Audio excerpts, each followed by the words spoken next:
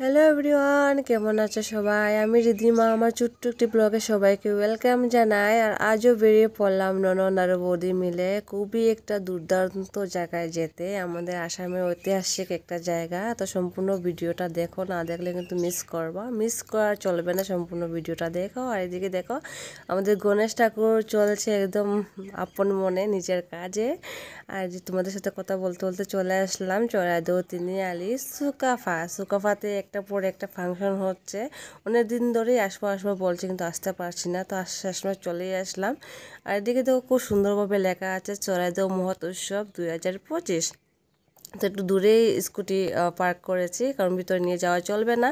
আর এদিকে চলে যাচ্ছি হেঁটে হেঁটে ননদ বৌদি ভিতরে। আর এদিকে দেখো লেখা আছে আই লাভ চড়াইদেও। আর যেহেতু এখানে ফাংশন হচ্ছিল, অনেক মানুষজন আসছে, অনেক জায়গা থেকে নানান রকমের নানান মানুষ আসছে। জায়গাটা যেহেতু বিষয় সুন্দর, তো মেলাটা ফাংশনটা তোমাদের সাথে পরে ভিডিওতে শেয়ার করব। ভিডিওটা পার্ট 1 পার্ট 2 করে ভিডিওটা শেয়ার করতেছি। আর এদিকে দেখো এখানে টিকিট কাউন্টার হয়, ঘরটা কি সুন্দরভাবে বানিয়েছে। আর এখানে খুবই কম দামে, খুবই মানে না ভাবার মতন মানে টিকিটের দাম একদমই ভাবা যাবে না। এখনকার সময়ে তো কম দামে টিকিট পাওয়াটা খুবই মানে কষ্টজনক, ভাবাই যায় না। এদিকে টানা হাজরা করে টিকিট নিয়ে নিলাম, চলো এবার ভিতরে যাওয়া যাক। আর যে এখানে টিকিটটা নিয়ে নিল, নিয়ে ছিঁড়ে দিল টিকিটটা, কি ব্যাপার মানে ভাবা যায় না। টিকিটটা এভাবে ছিঁড়ে দিল, কারণ ভিতরে নেওয়া যাবে না, ভিতরে নোংরা করা যাবে না, কোনো রকমের প্লাস্টিক কোনো রকমের কাগজ নেওয়া যাবে না। জায়গাটা ভীষণই সুন্দরভাবে রাখা হয়েছে।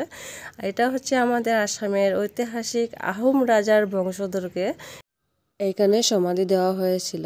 আর এদিকে এই জায়গাটার বিষয়ে সম্পূর্ণ ডিটেলসভাবে লেখা রয়েছে। তো আমরা যাচ্ছি এখন উপর সাইডে, চারিপাশটা দেখো কি সুন্দর। আর এখানে একটা নৌকা আছে, রাজার দিনের নৌকা।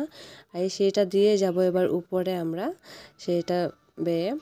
আর এই যে আমরা যাচ্ছি ননদ বৌদি উপরে, পাটা পুরো ব্যথা হয়ে গেছে।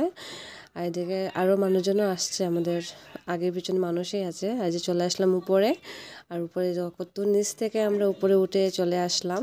আর এই যে এদিকে এটা একটা খুব ঐতিহাসিক জায়গা, যেটা আমাদের ভারত বুরঞ্জির ভিতরে আছে। আর একটা খুব গৌরবের ব্যাপার যে কিছুদিন আগে এই জায়গাটা ওয়ার্ল্ড হেরিটেজ ভিতরে স্থান পেয়েছে। এই জায়গাটাকে ময়দান বলা হয়। এটা ঠিক ইজিপ্টের পিরামিডের মতন, ঠিক না? এই ময়দানগুলোতে সমাধির সাথে অনেক সার সম্পত্তিও দেওয়া হয়েছিল। ব্রিটিশ রুলিং টাইমে এই সম্পত্তি খনন করে নিয়ে যায়। এই যে ঘরের মতন দেখা যাচ্ছে, ঠিক তেমনের প্রত্যেকটা সমাধিতে ঘর বানিয়ে তার উপরে মাটি চাপা দেওয়া হয়েছিল। এই ঘরগুলো কোনো সিমেন্ট বালি ইউজ হয়নি। এখানে হাঁসের ডিম, বিরুৎ চাল ইত্যাদি ইউজ করা হয়েছে। এই মৈদামের বিষয়ে বলতে অনেক কিছু আছে।